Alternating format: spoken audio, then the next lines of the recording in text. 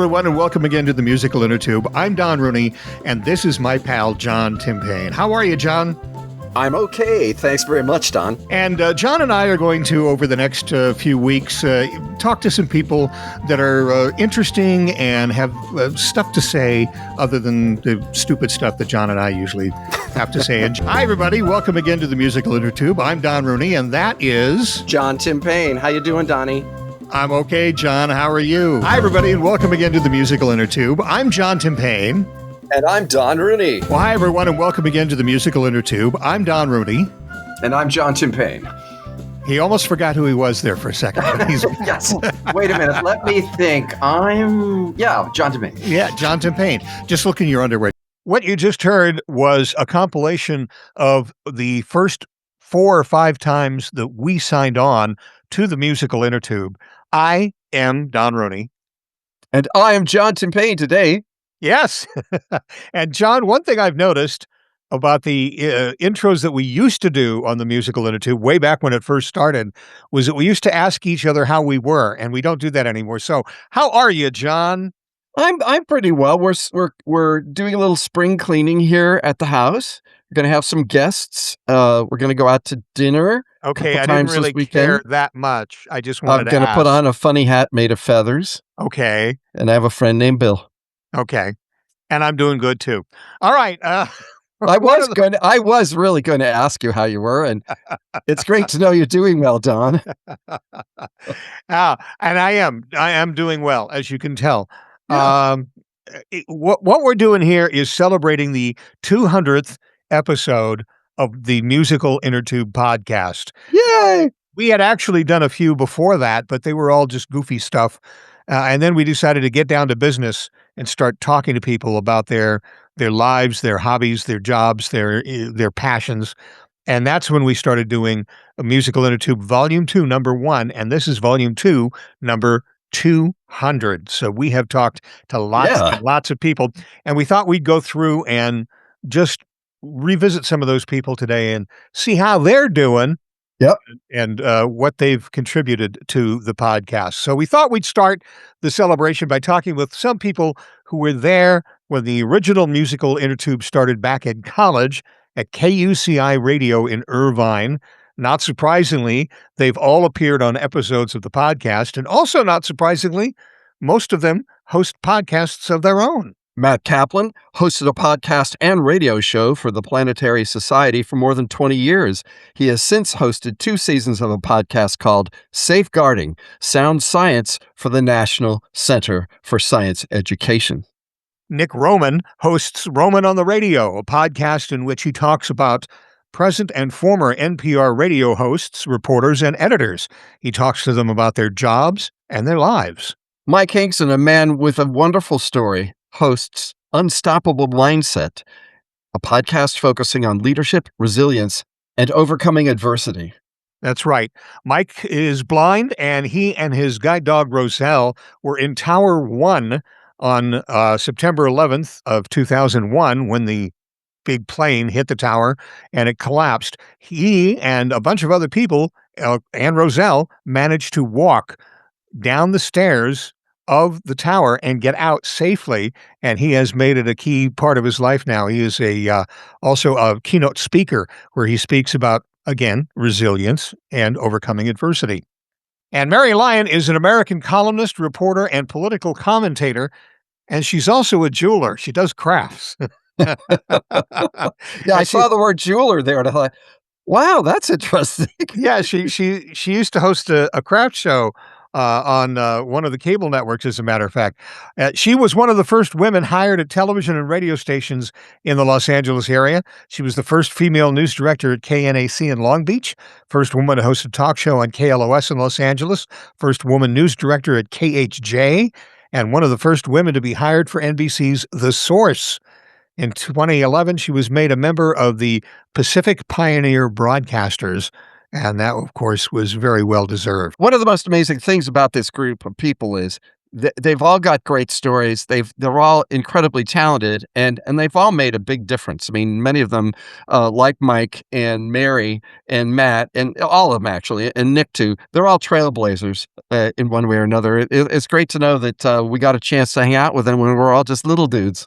That's right. It's just amazing that so much talent and so much forcefulness has come out of that little stupid radio station that we worked at in college. Well, it was so small. People, I don't think, appreciate rightly just how tiny KUCI was back in those days. I mean, I think we had an effective radiating power, 15 watts, and we Yes. used to say, covering 500 feet of Orange County, this is powerful, KUCI, you know what I mean? And out of that comes these wonderful professional and creative lives.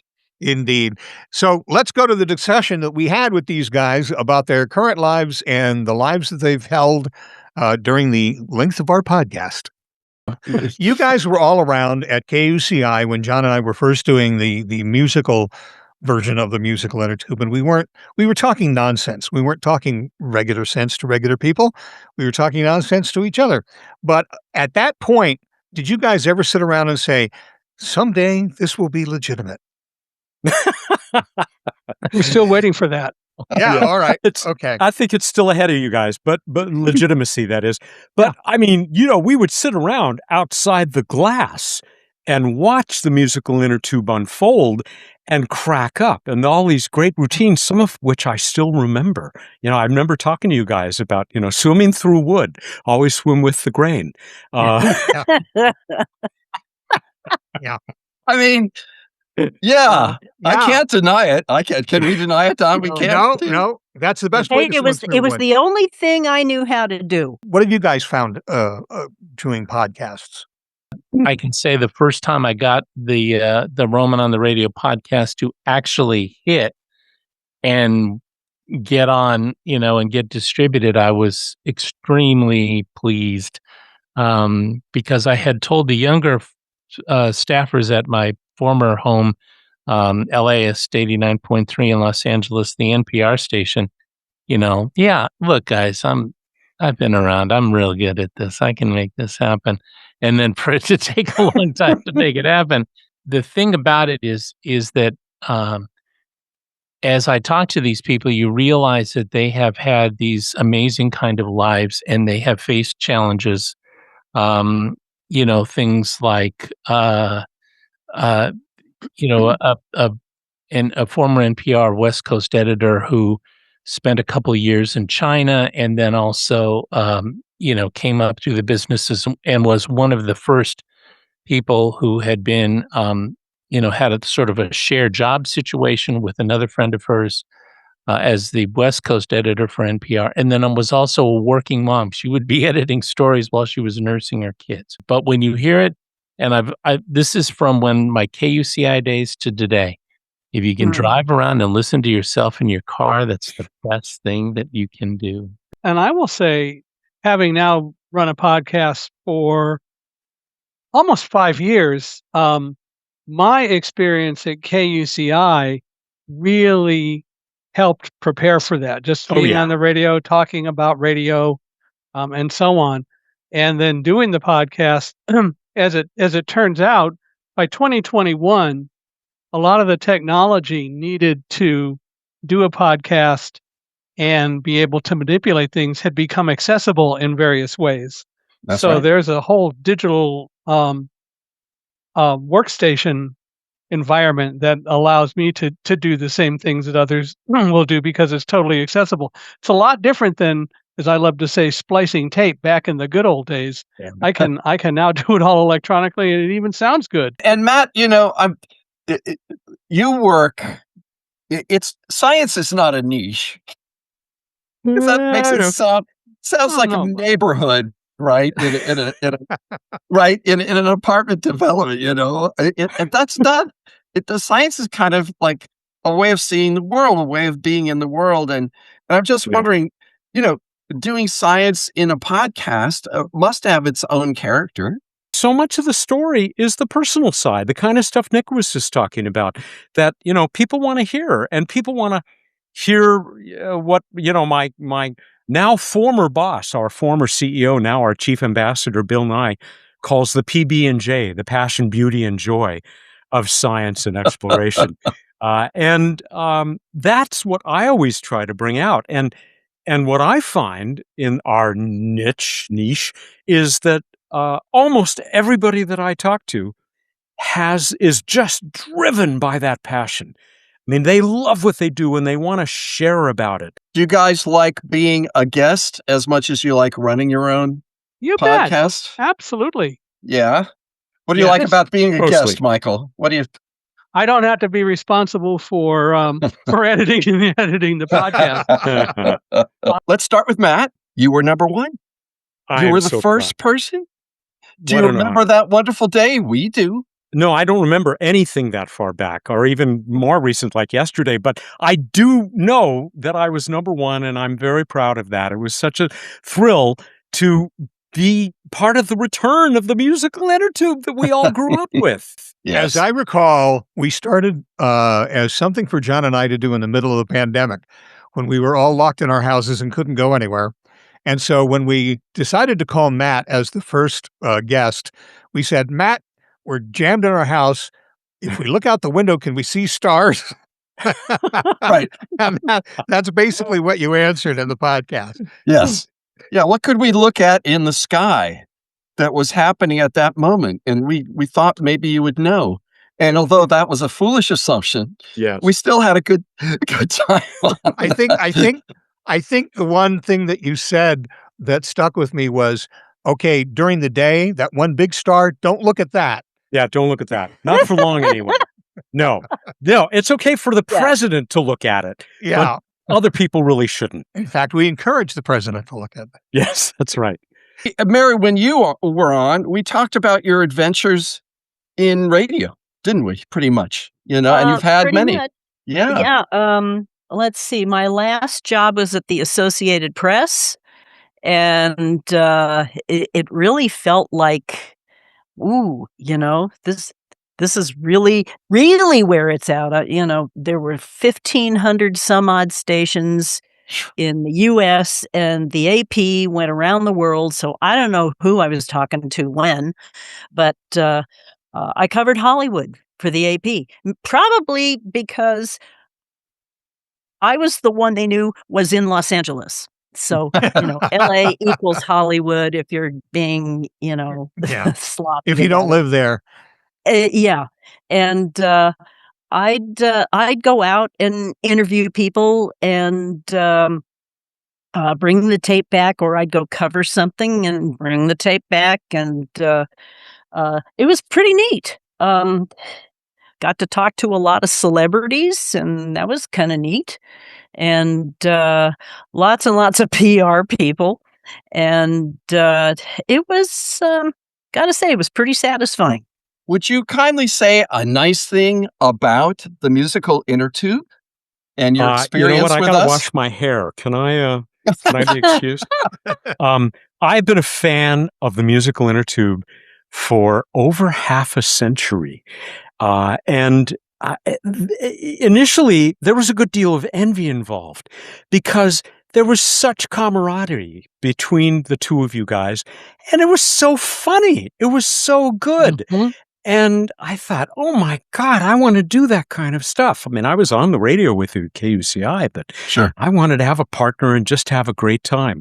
And here you are all these years later, still having a great time, bringing on everybody who just interests either of you or both of you, and having a great conversation, because that's always the word that I apply to it as well.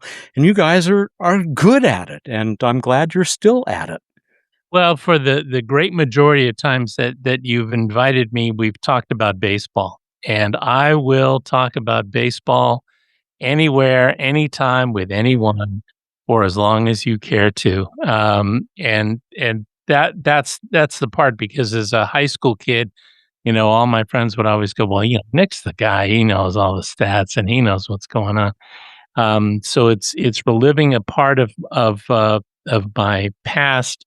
And I just, it's great fun. I am delighted to be part of the family. I enjoy Musical Innertube. It's a lot of fun, although I'm still waiting to hear, John, your original theme song, Cincinnati Dancing Pig, but, that's okay. Okay, well, that can be arranged.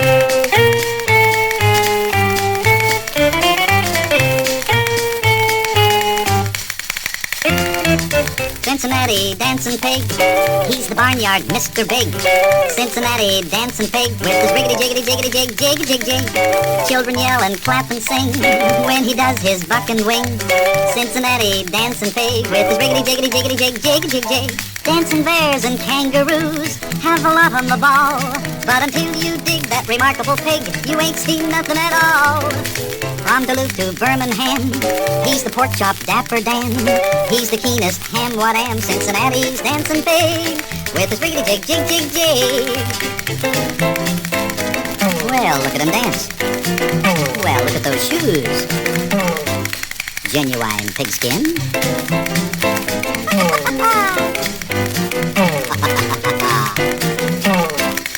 Hey, look out.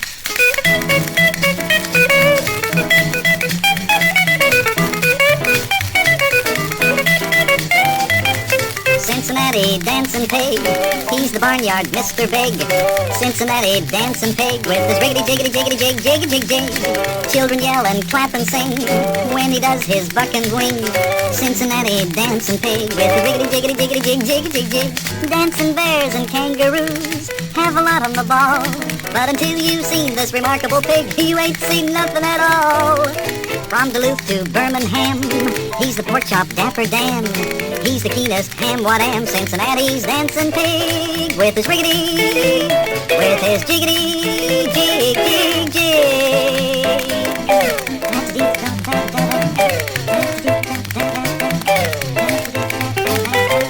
He'll be retiring soon, but Art Kaplan at one time was the Doctors William F. and Virginia Connolly Mitty Professor and founding head of the Division of Medical Ethics at the NYU Grossman School of Medicine in New York City. I bet he'll be happy he doesn't have to write all that on his papers anymore.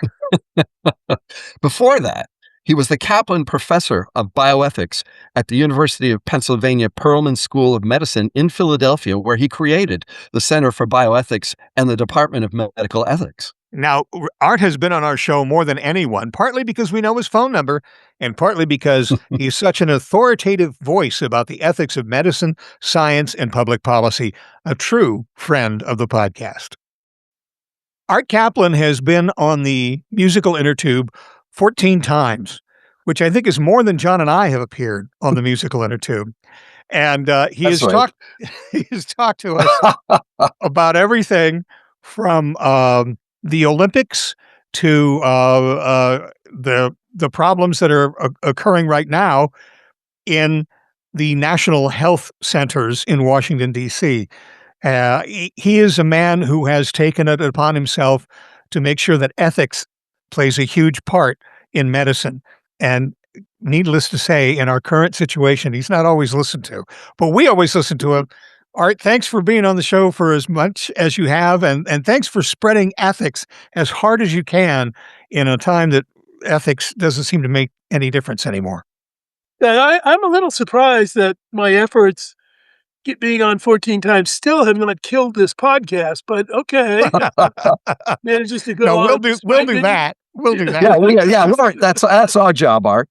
Well, it's been a pleasure being on this podcast. I really enjoy it because precisely, Don, we get and you allow examination of a wide range of issues, across the board in the health and I'll say the bioscience space.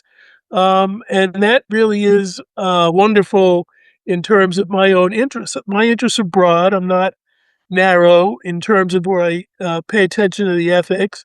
And the podcast really will not only have range, but it's got depth. That's the other nice thing. We have some time, get to explore a little bit in depth. There are even occasionally an intelligent question that comes up. No, I mean, but it's good to get prepared interviewers who are at least ready to ask a couple of solid questions. So that's all been fun. And I can say I go on a lot of podcasts. So I may do, on average, 2 a week, a lot. Wow. And I really enjoy this one the best because, again, we're not on a script and we don't yell and we don't have to scream. And I'm not put on with the, ex-head of the MAGA health movement to tell me why I should be taking supplements while I'm talking. And so there's still a forum for some, if you will, intelligent and, let's say, respectful discussion. We don't all have to agree, and I'm sure listeners often don't, but that's great. The point of ethics is to get you thinking, not to sell my particular ethic. It is correct. But, Yeah. all right, sometimes people erroneously reject it. It happens. Right. It's been known, but well, thank you. Art, one of the things Don and I agreed on a long time ago, if not formally, then informally, is that if somebody wants to go off on a tangent or explore one particular part of an argument fruitfully, we'll go along because we really want to know what people are thinking about and why. And sometimes exploring just a little corner of something will just lead great places, and I think with you, it certainly has. The other thing that's been interesting is we do ethics, and there aren't many places that do. Right. In this day and age, there's a lot of skepticism about ethics. Where is it in government? Where is it in business? Where is it in the church? Where is it, to me, that should be the occasion for more ethics discussion, not less. But I think, sadly, there is a lot of cynicism. Students do ask me, where does ethics fit in if political officials are constantly corrupt or having to resign because they have bad sexual habits or whatever it is? And I think my argument is, all the way back to Socrates, you've got to push the ethics at the worst of times. If things are good and people are comporting themselves well, you get to have a little bit more leisurely discussion. But as we know from our topics, we need it badly. It's important to have a forum. Everybody's afraid now, and that's Yep. probably antithetical to ethics, isn't it? Completely. Yeah. Completely. Now, it is true at the end of the day, they did poison Socrates as preeminent emphasis, but all right. You've obviously done well because nobody has poisoned you yet. Don't give my wife ideas. All right. Thanks so much for being on the podcast for all very these happy many to be times. here. Congratulations to you guys. What is it, 200? Yeah. 200. We have turned Yeah. 200. We feel like it too sometimes, but no, you make things easy. Thank you so much, Art Kaplan. Catherine Ramsland is an expert on many things, including crime scene investigation, psychological sleuthing, serial killers and mass murderers, vampires, sex offenders, ghosts, and the writing process. She's written more than 73 books and more than 1,500 articles and has participated in many crime investigations. Among her nonfiction books are Confession of a Serial Killer, The Criminal Mind, and The Science of Vampires, True Stories of CSI, and Snap, Seizing Your Aha Moments. I always love going on Don and John's Musical Innertube because the questions are always very clear, and I love that they have obviously read the book we're going to talk about. The questions are intelligent, and we also have a lot of fun. It's a highly creative show, and it always feels by the end of the show that we've accomplished something. It feels substantial. And I always look forward to it. I'm so happy to have been invited onto it over and over again each time I come out with a book, because I think that they brilliantly have a sense of what I intend, what my vision is, and they ask pertinent questions for it. It's one of the most substantive podcasts I have been on. It always surprises us because we just want to have a conversation about something we just read. And we're sort of happy to have the person who created something that wasn't there before in the room with us, so we get to say, how many people get to do that, right? You read a book and But you don't have, But you just said it. You read it. And that is a difference. And also your intellectual capability, processing the information and repackaging it for questions that lead readers through important points, I think it sets you apart. Do you know that for the most part, Don and I do not run our questions by each other? It's kind of become an unwritten rule. I mean, at first, I think we didn't quite know, like, should we script all our questions and share it with our partner? But then we realized that, I realized really Need the the answer is spontaneity. no. Yeah, you need Yeah. the spontaneity. Don is really good at hitting. I mean, he's got great questions. He often saves it for like 3/4 of the way through. But then there's this question, and I just sit back with a smile and think, see, yeah, you know. So anyway, Yeah, I mean, you bring two perspectives to it, both of which are intelligent Mm. and creative and fun, and I think it makes a good team. And here's something special. We got this from John Burlingame via email. John was with us for 2 episodes about television music, including a really, really great episode about the music of Henry Mancini. And he has sent us an email congratulating us on reaching the milestone of 200 podcasts. He says, and I'm quoting, joining you on 2 occasions to discuss TV themes and the music of Henry Mancini has been a real joy because you guys know music and can talk about it. It's such an accessible way for listeners. May you continue to inform and entertain us for at least 200 more. All the best, John Burlingame. And we wish you, John, all the best. And don't worry, we'll have you back to talk more TV.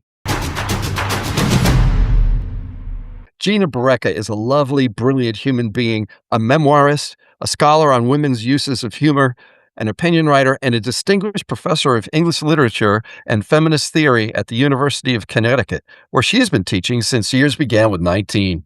Gina has come on the show several times to discuss books with titles like Fast Funny Women, Fast Fierce Women, and her latest collection, Fast Fallen Women. Gina, Yes. tell us, And how was it for you? How was it for you to be our guest? I mean, I look forward to these conversations the way I look forward to the best and most congenial dinner parties, breakfasts, afternoon coffee. This is where we get together and we get to speak about real stuff while having a good time. I feel like you guys bring out really honest conversation from the people that you talk to. That you don't just have folks come on to parade out their goods or to rehash the stump speech that they have for their new book or what they're thinking about or, whatever is just top of their mind at the moment that you could hear anywhere. In conversation with the two of you, I feel a sense of immediacy and that it's the idea that this is not going to happen anywhere else. What we do here, what you make happen with the people who are lucky enough to be part of the conversation, it is something that can't be reproduced elsewhere. It is the best thing about a podcast. The best thing about a conversation is to feel like this is the only time this particular exchange of ideas is going to happen. So it's a one-off. This is not something that's infinitely reproducible. The art of interviewing, which the two of you have clearly mastered, is not sort of showing off yourselves, but would be so easy for both of you to do because you're so experienced, because you're erudite, because you're funny, because you're informed. But in allowing the poor souls who are kind enough to benefit from the generosity of your invitation to be on the show, to sort of to do our best, and because you allow us to do our best, because you are you prepare a setting for us, you prepare a place at the table, you have set up a beautiful table. And you've prepared a place just for us. You know the size of the plate we're eating from. You know what we're drinking. I- the lighting that we have, especially me, right? Mm. So you have a glass of champagne, you have a nice little appetizer, you know, but it's really, it's really wonderful. I think I imagine all of your guests, and from what I hear, when I listen to you, everybody feels welcome, and we feel that you have taken the time to make us feel cherished. And that's a big deal. We're not just being plucked off, the conveyor belt like Candy and I Love Lucy, where, you're Very nice. yeah. Very nice. Very Yeah. nice. Very Yeah. nice. We will never stuff you in our bra.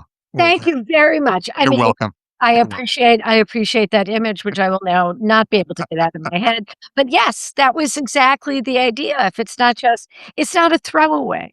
It's not a time filler. It's actually an important conversation. And to feel like you can sit down with smart and interesting and caring people to talk about, ideas that matter. I mean, what greater luxury in life than to be part of that conversation? And you prepare that conversation for the people, like I said, who we get to indulge in the conversation ourselves, but for the people who are listening to the conversation, they feel part of it too. Speaking of friends of the podcast, Frank Ferrante is famous around the country as a master at the demanding art of slapstick comedy. Oh, yeah. He's a true scholar of humor, both verbal and physical. You haven't seen something funny happen on the way to the forum until you've seen Frank in it. Frank is probably best known as an interpreter of the comedy of Julius Marx, better known as Groucho. Frank's show An Evening with Groucho is in constant tour mode wherever laughs are laughed. We had such fun with Frank that we wanted to make sure we got his point of view on our show. Well, I have to say how grateful I am that your podcast exists, Don, and I was flattered and honored to be included because I've always been a fan of yours, of you, John, because you're such an advocate of the arts. And these are tough towns. Philadelphia is a tough theater town. Chicago, New York, Seattle, London. These are the towns, and so it meant a lot when you would elevate and spotlight work, a performance, because it's such an ephemeral thing. And some actors would say, well, or theatrical artists would say, well, what is there at the end of it? It's all in the ethers. So when it's acknowledged and when it's documented, as you do and write so beautifully in regard to, it makes a difference. So I always, I've been doing a couple of roles for decades, as you know, Groucho and this other. I work in the Cirque realm quite a bit. So when John, you acknowledged that I could do something beyond, that I could direct and work in the world of farce and do musicals like I did with Sondheim or at Ludwig, the farce, or Neil Simon piece. I mean, that was validating. I mean, yes, I should know without that kind of validation, but it does make a difference when it's from an expert like you. And both you and Don, I just recently re-experienced our podcast, and you're with two guys who know what the hell they're talking about, which is a good thing, which is rare. And I don't think there are many reviewers, critics, who know who Zero Mostel is. So so it really was affirming, and it really, we're part of a community, and that's what I feel like this is about too, this podcast, that we all are connected and we're not there to tear each other apart, whether it is the media and the artist, or an artist and another artist. It's like, as the older I get, the more I realize we just got to help each other out, particularly when we see what's going on, and it gets more and more challenging to put on work and work of theater. As you've experienced, you two gents, and I've experienced, so much theater has gone down. So many theaters have had to close. Sales are down in a lot of venues, a lot of theaters, and so we've got to stick together. I mean, it's all cyclical. I'm always optimistic, or I wouldn't have been doing this for over 40 years. I mean, it's not logical to do what I do or do what you've done, to be in the arts. So I was thrilled to be part of the podcast, and because I love being part of tradition. And this is tradition, this conversation, this exchange. We are sharing this love of this tradition of the arts. Thanks for the kind words, Frank. And don't worry, your art will be back on the Innertube real soon. If you'd like to see Frank in action, clear some time in January and February of next year, 2027. Frank will be directing the David Mamet play Glengarry Glen Ross at the Walnut Street Theater in Philadelphia. And he'll be playing the part of Shelley Levine. If you need more information or want to get tickets, just go to walnutstreettheater.org. There's one other thing we need to celebrate before we go. John Timpaine's new book. It's called Poetry for Dummies, the second edition. There's a picture of the cover right there. Just look for the awkward pen on the cover. Yeah, the one that's writing straight up and down instead of slanted, like real ink pens write. The second edition, I wrote the first one in 2000, and they called again last year this time. And in fact, I will show it to you. Yeah. It used to have a person on the front. I'll show you, well, one of them anyway. Yeah. They were terrible photos because you don't put a human face when the word is dummies. But you don't do that. Right. So now we have a pen, and as Don was saying, it's an impossible picture because the pen is writing the word from on top of it. You can enrich your life through poetry by getting your copy of Poetry for Dummies on Amazon or wherever terrific books are sold. So, Donnie, let me ask you, how you doing? I'm doing well, John. How are you doing? Well, after hearing everybody say all those nice things about us, I really am feeling pretty good, and I hope you are too. I am. And I thank all those people for helping us retrieve. Achieve. I've never achieved anything before. Helping us reach and achieve 200 wonderful, wonderful podcast episodes. And I hope we keep going for the rest of our lives in this wonderful endeavor. And thank you for listening to the Musical Innertube. Send us an email at musicalinnertube, all one word, @gmail.com. Or log into our website, musicalinnertube.com, and click on the microphone in the lower right-hand corner to leave us a voicemail. And while you're on our website, take a few minutes to listen to past episodes of the podcast, along with pictures and biographies of our guests, blog posts, and lots more. Our thanks to virtual band Car Radio Dog for providing us with our theme music. Yeah, I think that was nicely achieved.